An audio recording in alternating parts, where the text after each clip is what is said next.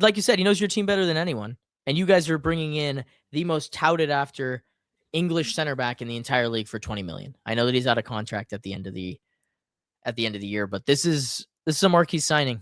It just is. And everybody wanted this guy. United, Bayern, Arsenal, Liverpool, Real Madrid. Everybody wanted this guy's signature. And the only team that went out and made it happen in January at a lower price than apparently we literally were talking about it a week and a half ago is 35 to 40 million, and City got him for 20. Yeah, I think this is great. I talked about it a lot, but in terms of just being able to register a team for the Premier League, for the Champions League, we need homegrown guys. We need English players. To go and get a guy that captained his team and is one of the most touted talents at that position, I think it's great. It's gonna be a replacement for the Stones and Ake in our squad makeup because they're both homegrown. So this is, I mean, certainly what we needed, a left-sided center back who's strong in the air, can do the job on the ball, knows the league, and he's going to be good next to Kusanov. It's going to be exciting. Yeah. What do you guys think? You guys got the most touted after center back in England who's 25 for 20 million.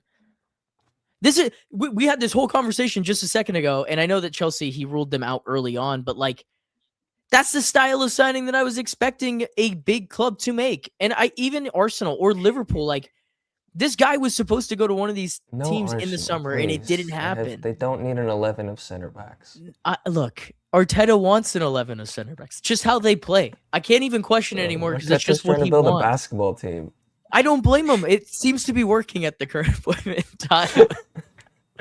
But from a City perspective, I genuinely think this is such a Pep-coated center back. He's wonderful on the ball. I think he can do a lot going forward. We saw him score a bunch of brilliant goals during the portion of the season with Palace.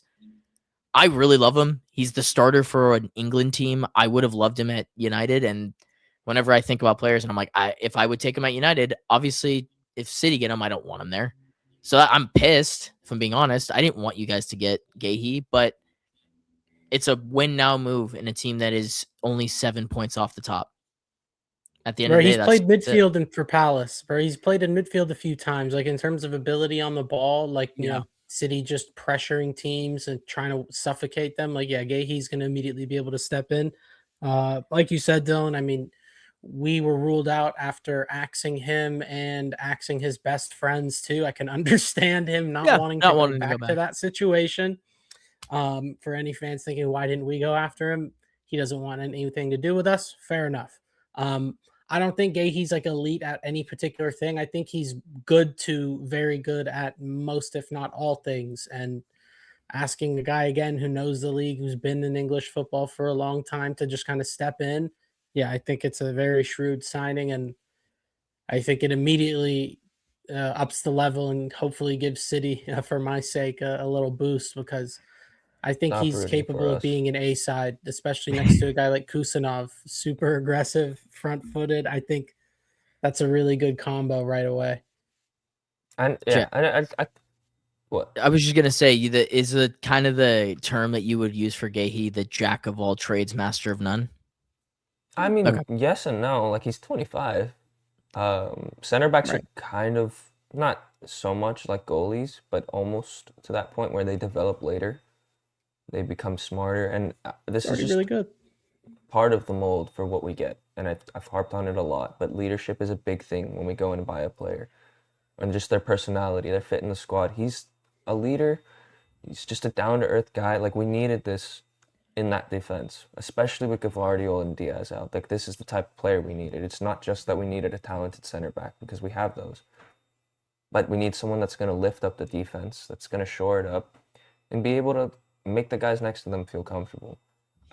And I think if you pair his physicality with his on-the-ball skills now, and Kusanov's like recovery speed, the strength, and also his long ball ability at times, I think it's very scary to look at when you think that, oh, our 1 and 2 both went down for an extended period of time, and we can come back with another solid center back pairing. That's probably going to be one of them for the future. Whether it be Guehi or Kusanov, or Guehi and Vitor Reis when he comes back, or a Gvardiol and Kusanov. Like, we have plenty of options. Our center back depth is, I think it's bar none. If you look in the next 3 to 5 years, I think City's going to have 4 or 5 of the best center backs in the world because they've done the business now. And Guehi's just another one to add to that. And he's going to be huge. I'm looking forward to it. Yeah, you can always tell how good a player is when their manager openly just goes on like the most heated rant of all time to the media about how he lost his fucking center back and he might lose his fucking mind. Like, that's how good he is. Yeah, it's that, but also they're operating wrong. We could save it for later, but yeah, they are. I understand his frustration. No, look, I'd be mad too. I think it's just that Guehi left because he's been talking about Guehi leaving for about a month since before the window opened. But now it's like, I just think that he thought that he had him at least for the year. And Glasner in that system, like if you're talking about most important players, it's probably Guehi in terms of the way that they play. Captain. Yeah. I'm a big fan. I think this is a home run, and there's been a long list of really home run signings for City in the past. This feels like another one. And for 20 million, fuck's sake. I mean, you look at the record of, and that was the big talking point throughout the whole week was like, City bought another player. And it's like, yeah, man, they spent the exact same amount of money with like 4 dudes combined that Arsenal spent this summer on 2 guys that have been literally not productive. One of them doesn't play. Yeah. One of them doesn't play. Like, so, they bought a guy for 70 million that doesn't. Yeah. Home run signing for City.